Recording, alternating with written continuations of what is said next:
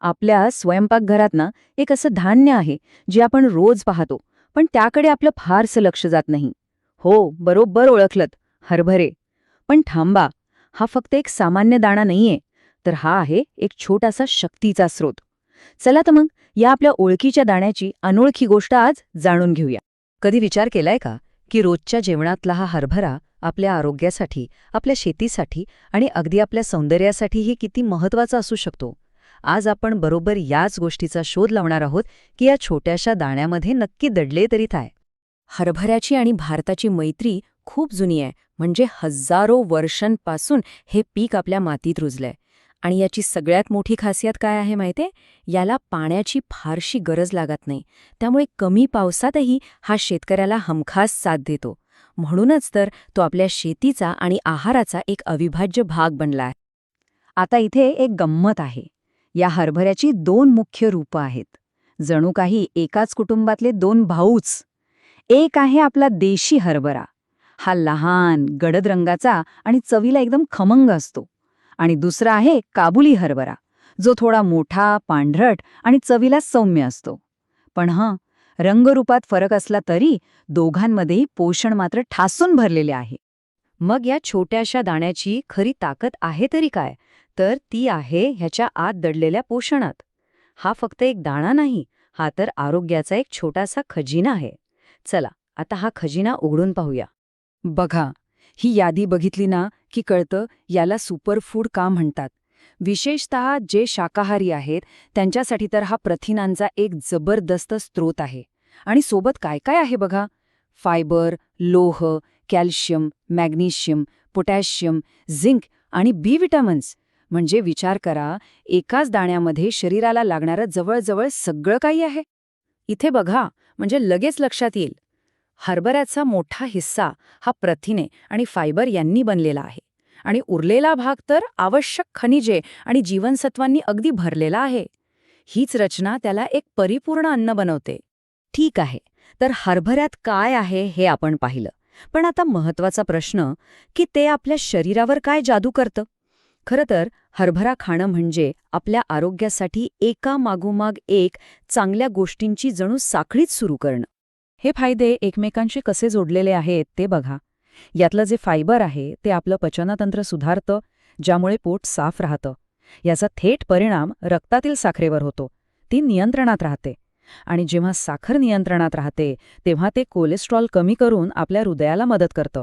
कमाल आहे ना ही साखळी. आणि ऊर्जेचं म्हणाल तर हरभऱ्यातील प्रथिने आणि फायबरमुळे पोट बराच वेळ भरलेलं राहतं.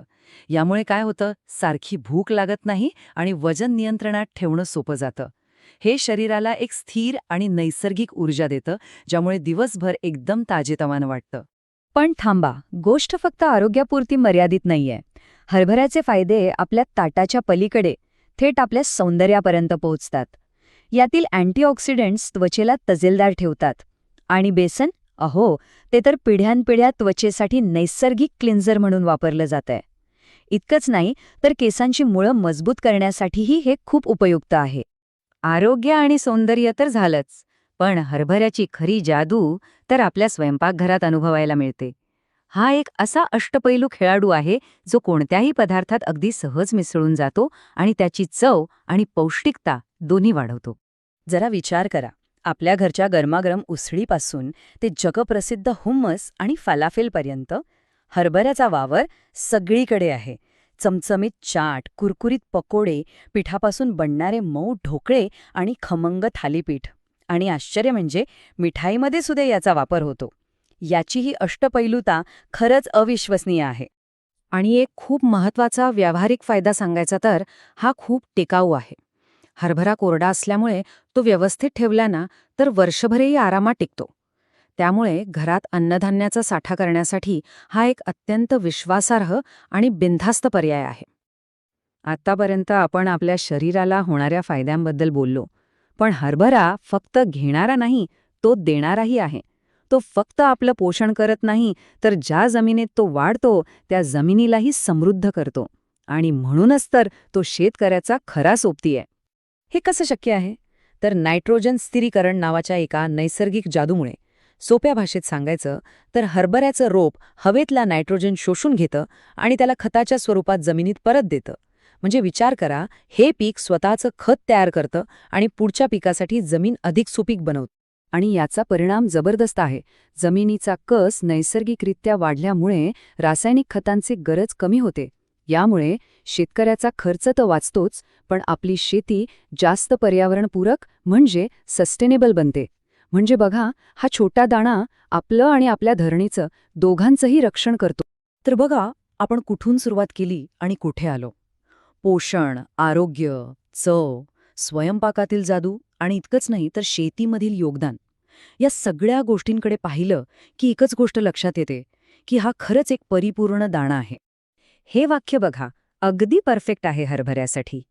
पोषण, चव, आरोग्य आणि शेती यांचा परिपूर्ण संगम. एका छोट्याशा दाण्यामध्ये किती मोठी ताकद सामावलेली आहे, नाही का? आणि सगळ्यात चांगली गोष्ट म्हणजे हा खजिना सर्वांच्या आवाक्यात आहे.